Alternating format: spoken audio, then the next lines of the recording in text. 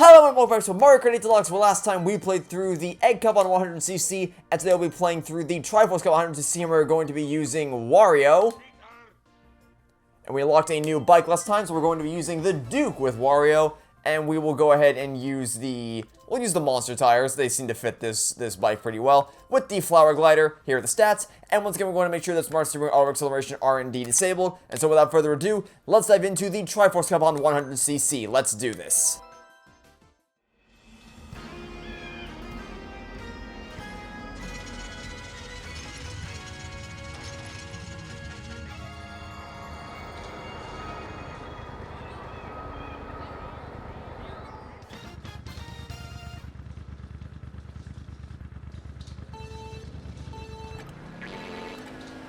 So, admittedly, I didn't plan to be playing as Wario in the Triforce Cup, which is, of course, the one which contains Wario's gold mine.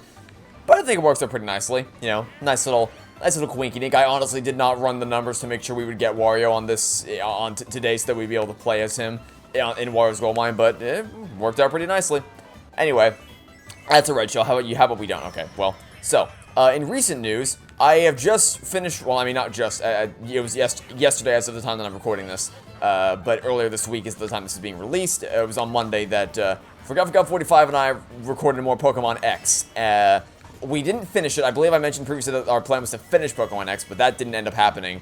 Well, I mean, we didn't end up recording on Friday like we were supposed to, because just a lot of things went wrong at once. My recording session for the Greatest Attorney ran longer than I thought it was going to, because I didn't think the game was going to take that long to end. And then by the time I was done, she was going out to dinner with her family, so she didn't, you know, just bad timing all around. So we rescheduled for Saturday night, but then she got caught up with something on her end, so, you know, we didn't get to record this weekend, but we rescheduled for Monday, and we were able to actually record then. So, you know, it all worked out in the end, even if we had to delay a bit longer than we would have initially liked to. But we didn't, because I've never played Pokemon X, I'm not the one playing, she is, so I don't actually, I'm not really fully aware, or at least I wasn't fully aware of how much we had left to go. But from what I can tell, I think we should be able to knock out the rest of the game in one more recording session, and then we'll have it all recorded, because we're at, like, the final, well, okay, I say final battle, as in, like, we've finished the last gym, I think, and then we're at, like, the final championship match, or whatever it is.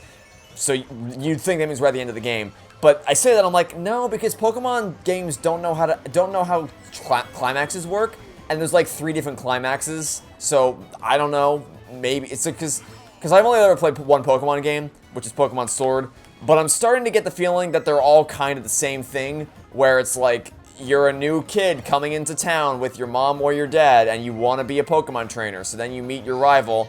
Thanks for stealing my super horn there, Boo, I really appreciate that. I hope there's not a blue shield that comes up to try to snipe me now that you've done that. But yes, you want to be a Pokemon trainer, then you meet your rival, and then you pick the Pokemon, and then there's a rival team, and it's just, you go through the same style of gyms over and over again, and then you fight once you get done the gyms, you do the championship, and then you go fight the final boss, and then you go fight the final championship match, and then the game ends. And just they all boil down to the same same almost mathematical formula. You can plug in different just substitute different values for each game. It's just like Team Flare instead of Team, I don't even remember what they're called in Sword. Team Yell, is it? I don't remember. I don't care. But it feels like all Pokemon games follow the same general formula.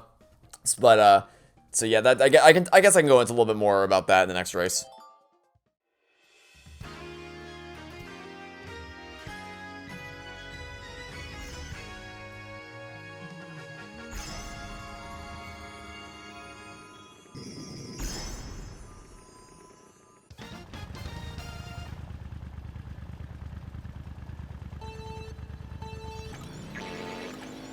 So I mentioned how Pokemon games all seem to follow the same formula, and in the sense, by what you mean, like, you know, if you played one, you played them all. Like, you're not really going to get anything exceptionally different if you play one game over the other, which is why I'm not really compelled to play any other Pokemon games in the future. Of course, I'm kind of obligated to play Pokemon Moon because she bought it for me as a Christmas present, so I'm like, okay, well, I guess it'd be very rude of me to not play it after she bought it for me, so I'm kind of obligated to play through it plus it'll make for some more YouTube content, so, you know, win-win, I guess. Let's not take that jump this time. I don't think we have enough speed to clear it on 100cc quite yet. I think 150cc we'll be able to start clearing that jump. I hope. I'm not sure though. But we'll see. We'll see next time. Anyway, So, yeah, that's what I mean. But the one part I want to focus on is the climaxes, because there's, you know, the way climaxes work is it's supposed to be like one climax, because, you know, by the nature of the definition of that word, there's supposed to be one climax, is in one final battle, one culmination of the story. I tried to match the brakes. I didn't match the brakes well enough. So but the way Pokemon works is you have your final gym battle thing, and then you go fight the final boss of the story, and then you go fight the final champion of the story, like your final rival to prove yourself the ultimate Pokemon champion or whatever. And it's just really, really lame, because it just feels like it gets dragged on unnecessarily. I kept, like, you can even hear on my Pokemon Sword LP, I kept thinking the game was going to end, and then it never did, because I logically assumed, oh, final battle means climax. Lol, no, that's not how climaxes work in Pokemon. So I'm not really a Pokemon fan at all. I mean, I had fun playing through Pokemon Sword, but that wasn't because of the game, it was because I was able to, you know, I was playing it essentially alongside for FF45, and we were able to talk about a lot of things during the process, so it was fun to do that, but it had nothing to do with the game itself, I assure you. So thanks for stealing the bomb, Boo. You're really allowed to steal my items. I'm not a fan of that. Could you cut that out, please? That'd be great. Thanks, though. So yeah, Pokemon games really aren't my thing, but which is odd, because that style of RPG, well, I guess maybe, okay, so I like to consider myself a general fan of JRPGs, but not most of them, which I know sounds odd, but I was getting into a conversation with FF45, which you'll hear in full later this year when we finally finish Pokemon X and I can actually upload all the videos. We were talking about the main thing of Pokemon that was pissing me off and how it kind of applies to the rest of the JRPG genre as a whole. But I guess we will get into it in the next race.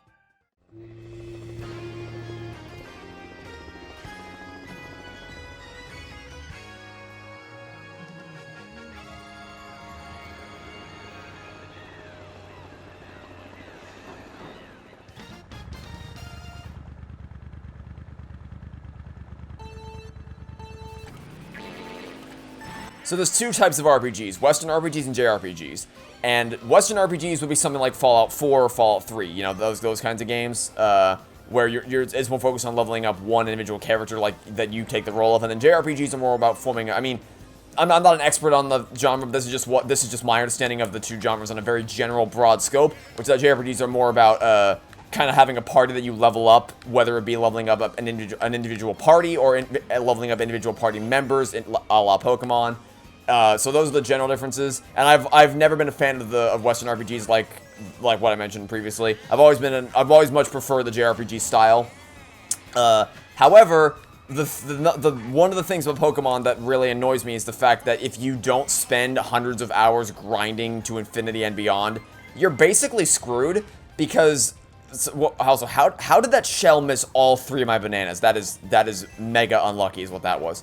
Because basically, because the reason why I figured FF45 is able to steamroll through most Pokemon games is because she just spends an inordinate amount of time grinding to infinity and beyond. I don't do that. I just play the game very casually just to progress from point A to point B and explore where I want to.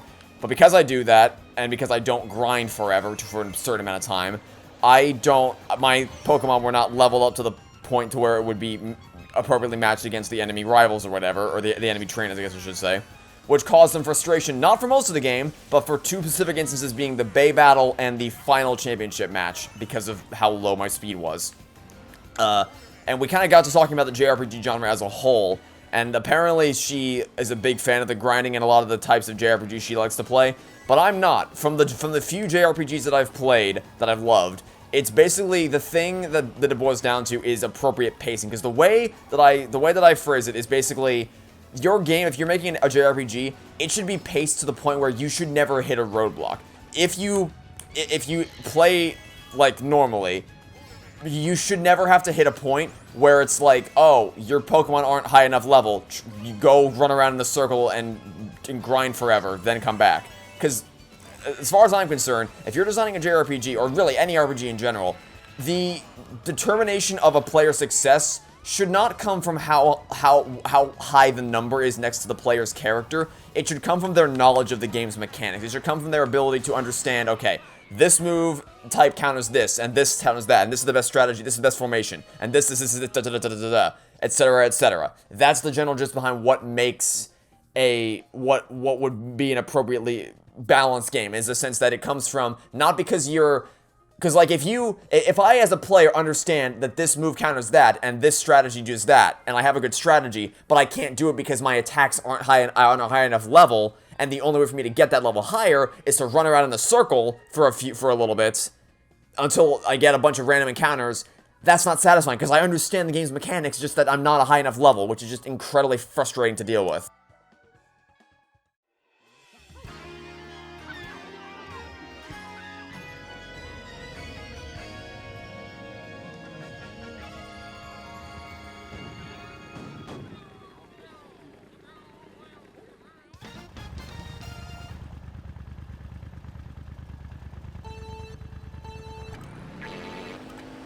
But like I said, from the RPGs that I've played that I've loved, Pokemon's not one of them, the main cause of difficulty is due to a lack of understanding of the game's mechanics and not being as well versed with the proper strategies and counters and positioning and things like that. Not because your Pokemon or because your characters aren't a high enough level. That's the gist of where the difficulty does come from, where it should come from, to be frank. And that's because the game is paced well enough to the point where if you play through the game normally, you will be at an adequate level to the point where it provides... Also, that was really horrible handling. I was trying to... Don't hit the bomb. Okay, good. I didn't want to let go there. I was trying... Oh, I actually hit something with that. Nice. I was trying to hit all three things so I could get the sword to pop and get the ramp to pop up, but that obviously I failed that colossally. But if you play normally, you should be at an adequate level to provide a proper challenge in terms of the strength of the opponent and the strength of your party, to the point where it's to the point where if you play through, you will always be able to beat them at your proper level, and the only thing stopping you will be your knowledge of how the game's mechanics works and what the proper strategies and counters are. Not because of the level not being high enough, as I said 1,000 times up until this point. So that's how I would balance. I mean, obviously you can still grind if you want to. You can grind a lot and run around in circles mindlessly, just getting that number up as high as it can be. But that's not. But at that point, then you can more than happily make the game easier for yourself if you so choose to. But it shouldn't be that you shouldn't be punished for not wanting to run around in a circle waiting for random encounters. You can be rewarded for doing that and just grinding infinitely. But you shouldn't be punished for not doing something so immensely monotonous, right? You get what I'm saying here? That's kind of my... So, what it all boils down to, I guess, is, like, I've always considered myself a fan of the JRPG genre because that's the type of battle system and game design structure that I prefer. However, and to be clear, the whole concept of, like, grinding monotonously also applies to a lot of Western RPGs. So, it's not specifically one type of RPG over the other. It's both. But in terms of just what we're talking about right now, the RPGs that I've played of the JRPG genre have always... Let's see if we can hit all three this time. Can we? Can we please? There we go. Okay, there we go. Finally, one level where we actually hit all three. Nice.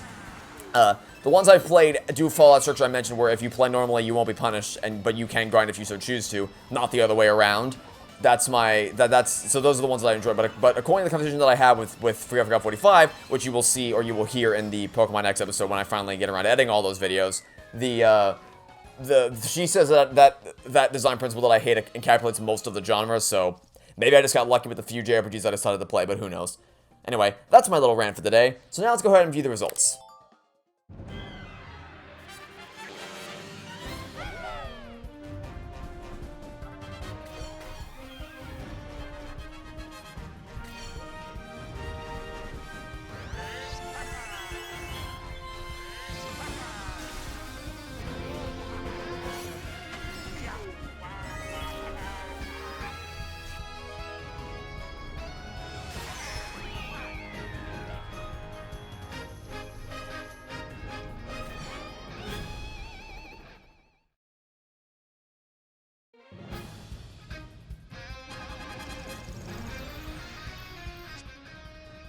You have collected 800 coins, and a new vehicle customization option has been unlocked, but we will find out what that is in the next video. So, for now, that will be it for this episode. So, thanks for watching. Stay tuned for next time. I hope to catch you all tomorrow for some more Mario Kart 8 Deluxe. Goodbye!